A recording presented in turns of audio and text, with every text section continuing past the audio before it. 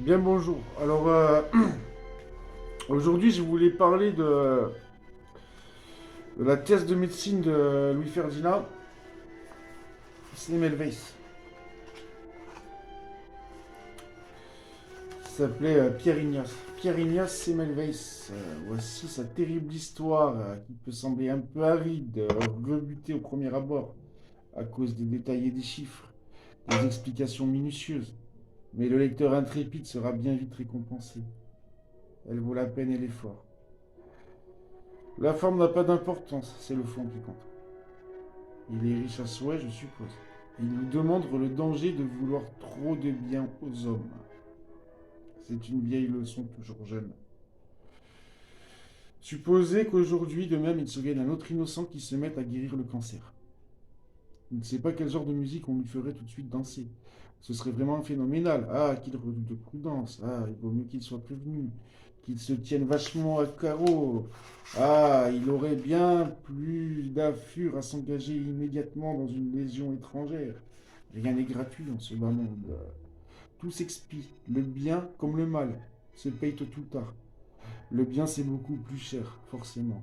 Donc, déjà, petite parenthèse, il y a un Américain, un professeur américain, qui, de par ses recherches, avait pris 10 cancéreux en phase terminale. Il les a soignés, il les a guéris.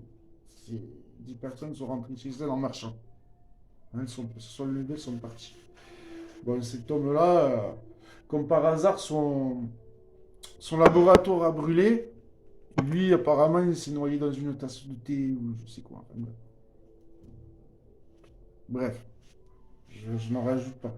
En tout cas, ce que je viens de dire, cette assertion que je viens de faire sur le cancer, elle est validée par l'école de Harvard ou de Yale. Je ne sais plus. J'ai vu ça dans un reportage qui s'appelle Que nous faut-il pour prospérer. Donc, c'est universitaire, voilà. C'est pas à moi qui. Voilà. Je vais parler surtout de la thèse de médecine de Louis Ferdinand, qui a un style très littéraire. Donc, c'est l'histoire de Pierre Ignace Semmelweis, qui était obstétricien. À son époque, environ 30% des femmes mouraient en accouchant. Et donc, le professeur Semmelweis a compris qu'il fallait se laver les mains avant d'accoucher une femme.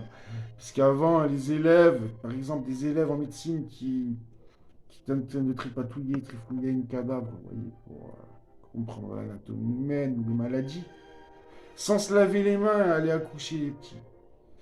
Et donc, qu'est-ce qu'il a fait, ce professeur? Eh bien, il a imposé cette directive à ses élèves. Il a comparé ceux qui se lavaient les mains et ceux qui ne se les lavaient pas, qui se les lavaient selon un protocole particulier d'ailleurs. Et effectivement, il est arrivé à 10% de femmes qui meurent, hein, contre 30 ou un peu plus. Donc, bon, mais les gens l'ont tous pris pour un fou. Ils lui ont fait la misère, ils l'ont vraiment rendu fou.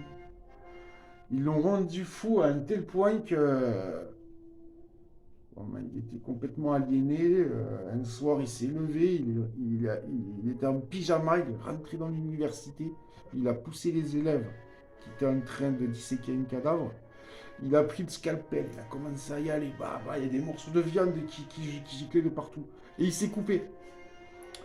Il s'est coupé avec le truc qui coupait le cadavre. Donc il s'est infecté, il en est mort.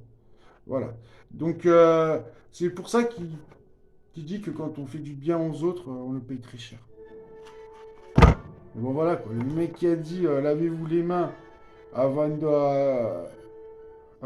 donner d'aider une femme à mettre bas, on le traite de fou et on lui fait la misère. Donc ça montre parfaitement le monde dans lequel on vit, qui n'a toujours pas changé, qui est toujours aussi. Voilà. Parce que sa découverte, c'est fin 19e siècle. Hein. C'est fin 19e siècle. Oui. Il y a encore 150 ans. Bon, bref. Je vais pas parler d'hygiène, c'est pas le but. Mais voilà, je voulais juste parler de cette thèse qui est très très bien, qui se lit très vite, qui est très bien écrite. Ton histoire est vraiment, je trouve, fascinante. Voilà. Sur ce, allez, je souhaite une bonne fête à tout le monde.